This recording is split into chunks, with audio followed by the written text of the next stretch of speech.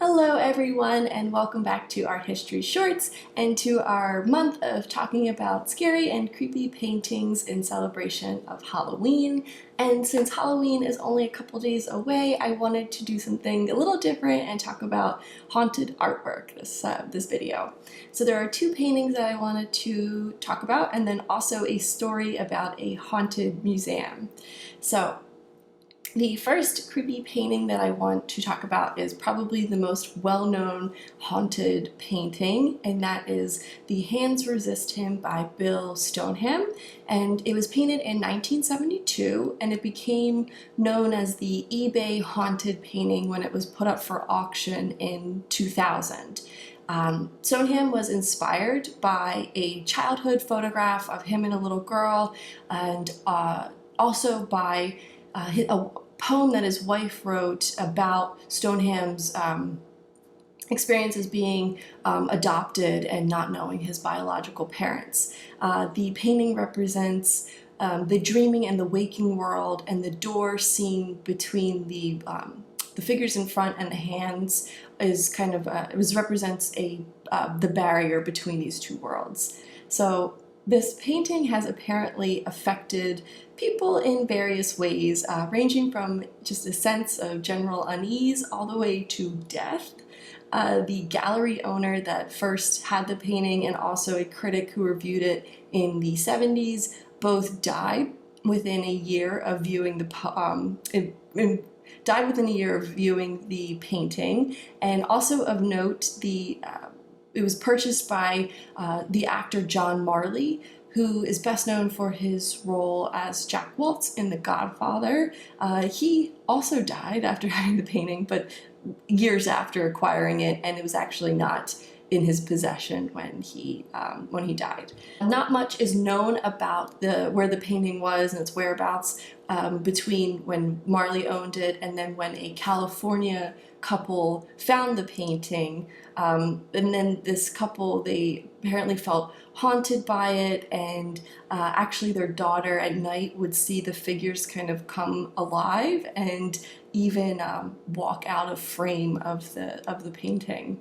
So this listing got quite a few views after they put this painting up on eBay, and with the whole story about being haunted by it. And actually after 30 bids, it went to a gallery owner in Michigan for a little over $1,000.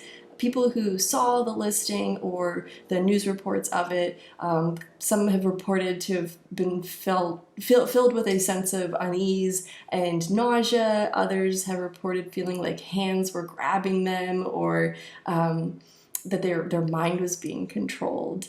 And so since being in Michigan, it's been mostly kept in storage, but the owner has exhibited a handful of times. The second haunted painting I want to talk about is actually by a well-known artist, Edvard Munch.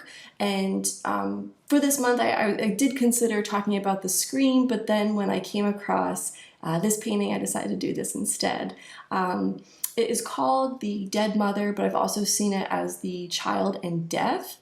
Death is a very common theme in Munch's work, and this piece was done in honor of his mother, who died when he was a child of tuberculosis. And I actually saw that his aunt, sister, and grandmother all also died of tuberculosis. So he paints this little girl in the foreground, actually in a similar way to how the figure in The Scream is. Her hands are around her face, and she's looking out at the viewer. And in fact, people have reported feeling like the little girl's eyes follow them wherever they go, and also that they've heard the rustling of the dead mother's bed linens. So the museum in Germany that has this painting does not seem to mention anything about it being haunted. And actually, I don't even think this is the most interesting thing about the painting. In 2005, they discovered that there's actually another painting underneath of this one. Munch didn't repaint, or he didn't paint over it. He actually just stretched a new canvas over it and did the Child and Death on the new one. The painting underneath is now known as The Girl with Three Male Heads. Both are now displayed at the museum in Germany. And speaking of museums, finally I want to talk about the Cleveland Museum of Art and a possible sighting of Monet, or Monet's ghost, or maybe just a man with a beard. In October of 2015, the museum was installing a new special exhibit called Painting in the Modern Garden, Monet to Matisse.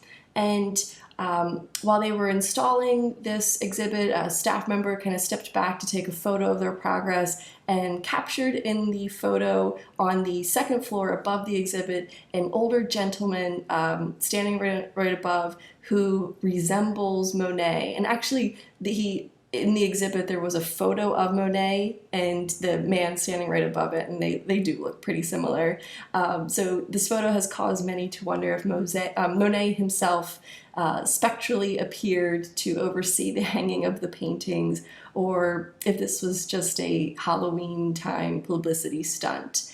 But maybe it wasn't a stunt, because this wasn't the first time the museum has reported a ghostly visitor. Other employees of the museum have reported seeing the longtime director of the museum, who died in 1978, it's reported seeing him as a shadowy figure wearing a tweed jacket with elbow patches, carrying a folder. So very spooky. So this wraps up our month of celebrating Halloween and talking about some creepy and scary paintings for the month of October. And I post a new video every week, so if you'd like to see what's coming up next, please subscribe to the channel, and if you liked this video, give it a thumbs up. But until then, I'll see you next time, so thanks so much.